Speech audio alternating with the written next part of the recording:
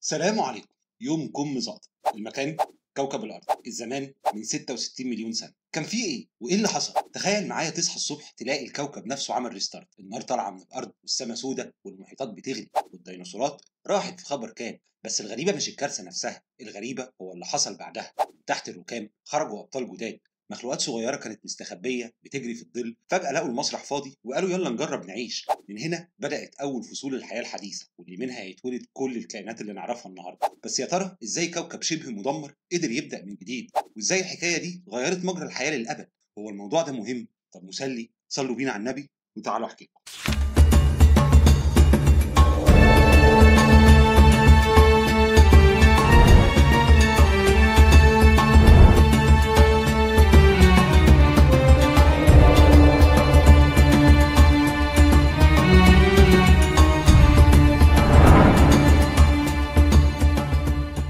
بصوا يا جماعة، قبل ما نغوص في تفاصيل قصص الحيوانات الغريبة والطقس السخن والتبريد والكائنات اللي راحت وجت، لازم الأول نفهم إحنا واقفين فين على خط الزمن. العلماء بيقسموا تاريخ الأرض لفصول كبيرة كده اسمها إيونز، الدهور الجيولوجية العظمى، زي الهيديان والأركي وكل الدهور اللي اتكلمنا عليهم قبل كده. اللي إحنا واقفين عنده دلوقتي اسمه سينوزويك. الكلمة دي جاية من اليوناني، هينوس يعني جديد، زوي يعني حياة، يعني باختصار العصر الحديث للحياة. وكأن الطبيعة بتقول خلصنا الديناصورات نبتدي صفحة جديدة بقى. جوه السينوزويك ده في 3 فترات إيرس. أول واحدة فيهم هي اللي هنتكلم عليها النهارده، الباليوجين. الكلمة دي برضه من اليوناني، باليوس يعني قديم وجين يعني أصل أو ميلاد، يعني كأنك بتقول أصول قديمة في زمن حديث. وده منطقي جدا لأننا بنتكلم عن بداية عصر جديد، عن حياة لسه طالعة من تحت أنقاض اللي فات. واللي بيخلي الباليوجين مهم إنه مش مجرد فصل عادي، ده بداية ظهر السينوزويك كله، يعني اللي هيحصل فيه هيحدد شكل الحياة على الأرض لحد النهارده. من أول الثدييات اللي مسكت الأرض بعد الديناصورات لحد الغابات والطقس اللي بيتقلب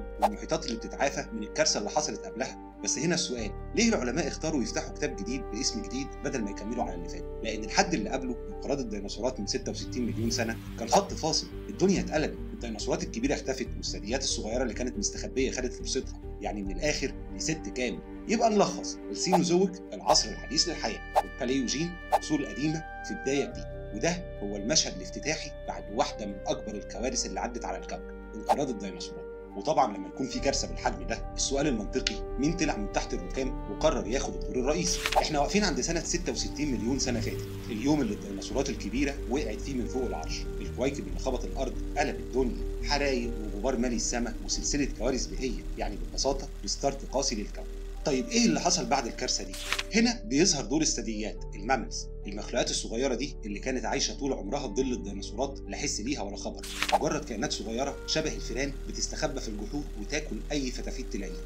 ولما الدنيا فضيت من الديناصورات لقينا الثدييات فجاه بتقول يا سلام الدور علينا بقى، وابتدت تتنوع بسرعه وتاخد اماكن بيئيه مختلفه، اللي بقى اكل نبات واللي بقى مفترس واللي بدا يجرب يعيش في الميه. بس هل ده حصل بين يوم وليله؟ لا طبعا، العلماء بيقولوا التطور خد وقت، مئات الالاف ولسه بعدين ملايين السنين. الموضوع مش فيلم هوليود الديناصور مات الثدي طلع، لا، الكوكب نفسه كان في مرحله لخبطه، الجو حر شويه، برد شويه، براكين مولعه، محيطات بتعيد ترتيب نفسها، يعني باختصار الظروف كانت قاسيه برضه. وهنا يجي الراي المعاكس، في باحثين شايفين ان الثدييات ما كانتش بديل اضطراري بعد انقراض الديناصورات، لا، هم اصلا كانوا جاهزين للفرصه، يعني حتى قبل ما الديناصورات تروح في ادله على تنوع في اشكال الثدييات. صحيح كانوا صغيرين لكن كان عندهم التنوع الوراثي اللي يخليهم ينفجروا في اشكال كتيره لما الفرصه تجي. طب هل الديناصورات كلها اختفت؟ هنا برضو لازم نصحح، لا، الطيور اللي بنشوفها النهارده هي بقايا الديناصورات، يعني لو بصينا للسماء وشوفنا غراب ولا حمامه دول اصلا بقايا الديناصورات الناجيه. فالموضوع مش ان الديناصورات راحت 100%، لا، اتغيرت اشكالها،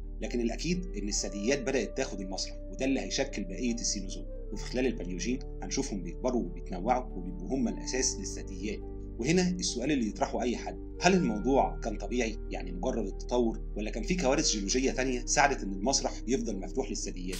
وهنا نربط، بعد الديناصورات الكوكب ما هديش، بالعكس الارض نفسها كانت بتلعب لعبه ثانيه، براكين بتنفجر وقارات بتتزحلق وتتفكك ومحيطات بتفتح وتقفل، يعني الثدييات خدت المسرح، بس المسرح نفسه كان بيتشقلب، براكين مولعه وقارات بتتزحلق زي قطع بازل كبيره عايمه على الميه. خليني اشرح، الارض مش كره صلبه ساكته، لا، القشره الارضيه متكسره لقطع اسمها الواح تكتونيه، تكتونيك بليتس. الالواح دي بتتحرك فوق طبقه شبه سايله، ساعات يخبطوا في بعض ويعملوا جبال، وساعات يتباعدوا فيتفتحوا جديد. في الفتره دي بالذات بعد 66 مليون سنه فاتت كوكبنا كان داخل على مرحله جنون جغرافي. في اماكن البراكين شغاله لدرجه انها غطت مساحات ضخمه من الارض بالحمم زي الديكن ترابس في الهند. تخيل بركان مش بس بيولع جبل، ده ولع نص قاره. وفي نفس الوقت القارات القديمه اللي كانت متجمعه في الكتله العملاقه جوندوانا بدات تتفكك هي كمان. اهم لقطه هنا استراليا زمان كانت لازقه في انتاركتيكا القاره القطبيه الجنوبيه، لكن بعد ما الدنيا اتشقلبت استراليا بدات تتحرك شمالي، يعني القاره دي حرفيا لمت شنطتها وقالت انا ماشيه. وطبعا الحركه دي كانت ليها تبعات. استراليا وهي طالعه لفوق دخلت في خطوط عرض قتل،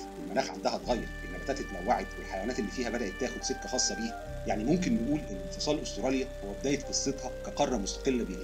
طيب هل البراكين وحركه القارات دي ساعدت الثدييات اللي لسه طالعين على المسرح؟ في رايين. في علماء شايفين ان البراكين بالذات كانت كارثيه، طلعت غازات سامه وغيرت المناخ فصعبت الحياه. وفي غيرهم بيقولوا بالعكس، التغييرات دي فتحت فرص جديده، مناطق جديده، مناخ جديد، بيئات جديده، يعني ساحه واسعه للتجارب التطوريه. لكن خلي بالك مش كل الكائنات عاشت الكابوس ده بنفس الطريقه. صحيح الديناصورات راحت، لكن في زواحف قديمه نجحت تكمل، يعني مش الثدييات بس اللي استغلوا المسرح. ناس كتير فاكره ان بعد ما الكويكب وقع قبل 66 مليون سنه الدنيا فضيت والديناصورات كلها راحت مره واحده، بس الحقيقه لا، في زواحف قديمه قالت احنا لسه هنا. خلينا نوضح كلمه ريبتايلز. ريبتايلز او زواحف مش بس معناها التماسيح الكروكودايلز والسلاحف التيرتلز، لا، الكلمه دي في العصر ده كانت مظله كبيره تحتها اشكال وانواع كتير، بس خلينا نبتدي بيهم لانهم مثال واضح. التماسيح دي حرفيا من ايام الديناصورات وهي عايشه بنفس الوش المرعب، الفرق الوحيد انهم صغروا حجمهم شويه وبقوا اذكى في استغلال البيئات الجديده. في علماء شايفين ان التماسيح نجوا لانهم عايشين في الميه وقدروا ياكلوا اي حاجه تقع قدامهم. وفي راي ثاني بيقول ان سرهم كان في انهم قادرين يعيشوا من غير اكل لفترات طويله، يعني التمساح ممكن يعدي شهور وهو عامل دايت اجباري. نروح بقى للسلاحف، برضه من الناجين الكبار. ليه؟ قوقعه زي الدبدابه ونمط حياه بطيء يخليهم يتاقلموا مع اي مصيبه. بس مش كل السلاحف كملوا بنفس الشكل، في انواع انقرضوا وفي انواع فضلوا مكملين وطوروا نفسهم. وما ننساش السحالي والتعابين، التعابين بالذات توسعوا جدا بعد الكارثه، يمكن لانهم بياكلوا اي حاجه صغيره تتحرك قدامهم.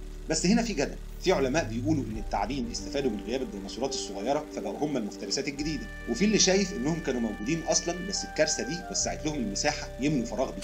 طيب ليه الزواحف دي نجت والديناصورات الكبيره راحت؟ السؤال ده لسه شاغل دماغ العلماء. في تفسير ان الحجم لعب دور، الزواحف الصغيره كانت محتاجه موارد اقل تعيش، وتفسير تاني ان الزواحف دي كانت اصلا متعوده على بيئات قاسيه، فالكارثه بالنسبه لهم ما كانتش نهايه العالم، كانت مجرد تحدي زياده. والخلاصه الارض بعد الكويكب ما كانتش مسرح فاضي للثدييات بس، الزواحف دي اثبتت انها لسه موجوده وانها لاعب قديم لسه عنده كروت في اللعب. طيب الزواحف كملت، مين بقى اللي بدا يطلع وياخد المسرح بطريقه جديده تماما؟ هنا يجي دور الطيور. ايوه، الطيور اللي بنشوفها حوالينا النهارده هي اخر احفاد الديناصورات المفترسه من نوع الثيروبودز. تقدر تقول ان العصفور الصغير اللي بيشرب ميه من البلكونه عندك قريب بعيد للتيركس. في بدايه الباليوجين من 66 ل 30 مليون سنه حصل انفجار تنوعي رهيب للطيور. في طيور صغيره اتجهت للغابات وبقت بتستغل البذور والفوائد، وفي طيور بحريه بدات تسيطر على السواحل والمحيطات.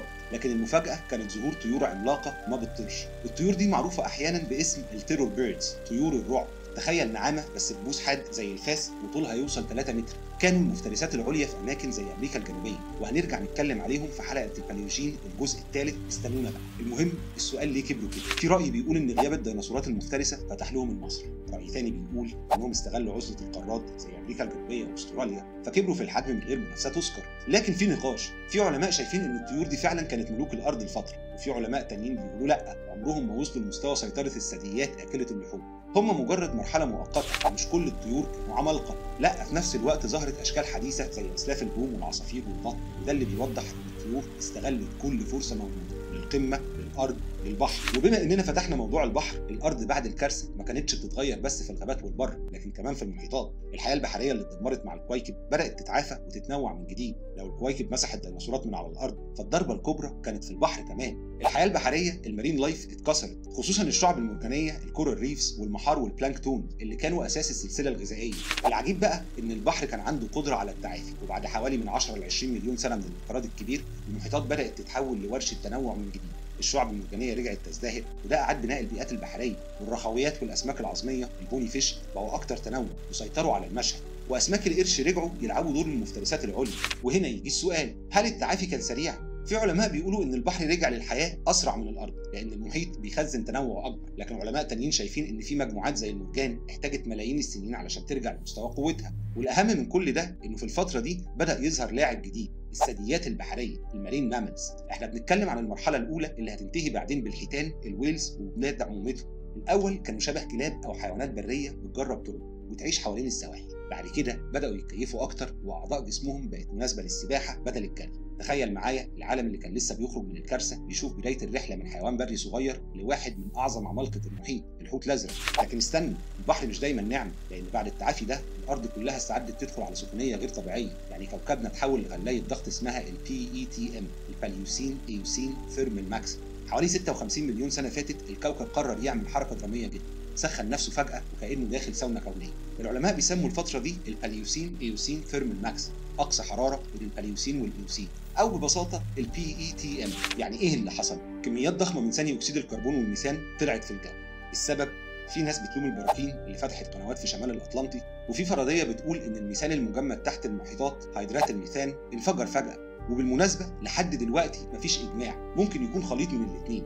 والنتيجة الحرارة ارتفعت حوالي من 5 ل 8 درجات مئوية في وقت قصير نسبيا، والقطبين اتحولوا لغابات شبه استوائية. يعني تتخيل القطب الشمالي كان فيه تماسيح، والمحيطات اتشحنت بحموضة أعلى وضغطت على الكائنات البحرية. طب ده البحر، ايه اللي حصل للبر؟ الحيوانات الصغيرة كسبت الجو، الثدييات اضطرت تصغر في الحجم، الباليوثيرس شبيه الخيول دي كانت خيليات صغيرة جدا لا تتعدى حجم الكلب. ليه؟ غالبا الحراره العاليه والموارد المحدوده خلت الافضليه للكائنات الصغيره اللي بتستهلك اقل. وفي الغابات الكثيفه القرود البدائيه البرايميتس الرئيسيات لقت بيئه ممتازه تتوسع فيها. طب والموت الجماعي؟ في البحر الكائنات القاعيه انهارت بنسبه 30 ل 50%، وفي البر مفيش دليل على انقراض كبير، بالعكس في تنوع ثدييات جديده ظهر. وهنا في جدال، هل كان ال PETM كارثه ولا مختبر تجارب طبيعي فتح الباب لظهور انواع جديده؟ اللي يهمنا ان ال PETM كان بروفه مصغره لفكره ان التغيير المناخي يقدر يقلب الدنيا كلها. في علماء بيشوفوه كتحذير لينا، اللي حصل كان طبيعي، لكن لو قررناه بسرعه بالوقود الحفري النتيجه هتكون اسوأ بكتير. وفي علماء بيقولوا لا، المقارنه مش عادله، لان زمانها كان ابطأ من الوتيره اللي احنا ماشيين بيها النهارده. والاهم بقى ان من قلب السخونيه دي خرجوا نجوم جداد زي الخليات البدائيه اللي مع الوقت هتدي لعالم الحصان اللي احنا عارفينه النهارده. بعد ما الكواكب مسحت الديناصورات من فوق العرش، المسرح ما فضيش، لا الثدييات الصغيره طلعت للاضواء، والزواحف خصوصا التماسيح والسحالي رفضوا ينسحبوا بسهوله وفضلوا جزء من معادله القوه. والطيور قررت تكمل قصه الديناصورات بشكل جديد، المحيطات اتعافت وطلعت لاعبين جداد زي اوائل الحيتان، والشعب المرجانيه رجعت تنبت بالحياه، واسماك جديده ظهرت، والارض كلها اتشقلبت بحراره غريبه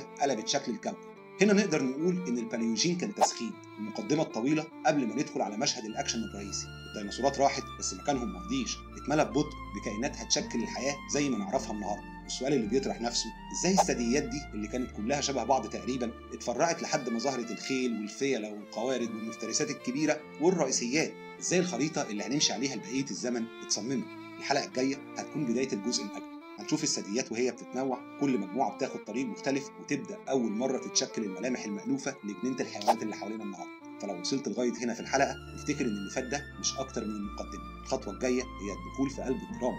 وبكده نكون وصلنا لنهايه حلقتنا النهارده، يا رب تكونوا اتسليتوا واستفدتوا. لو عجبكم الفيديو انزلوا تحت الفيديو ودوسوا على كل الزراير اللي يقدركم عليها ربنا ما عدا الديسلايك، وكمان خدوا لفه في المصادر وقولوا لي لو من خلال قرايتكم وصلتم لمعلومه او وجهه نظر مختلفه. اما بقى لو حابين تتعمقوا اكتر بس مش درجه المصادر يعني، ممكن تشتروا الكتاب اللي عملناه عن موضوع الحلقه دي. استنوني الحلقه بعد الجايه اجيب لكم رابط الكتاب مليان تفاصيل ومعلومات اكتر حبتين من اللي في الفيديو. ده مش كلامي، واشوفكم في الحلقه الجايه ان شاء الله. سلام.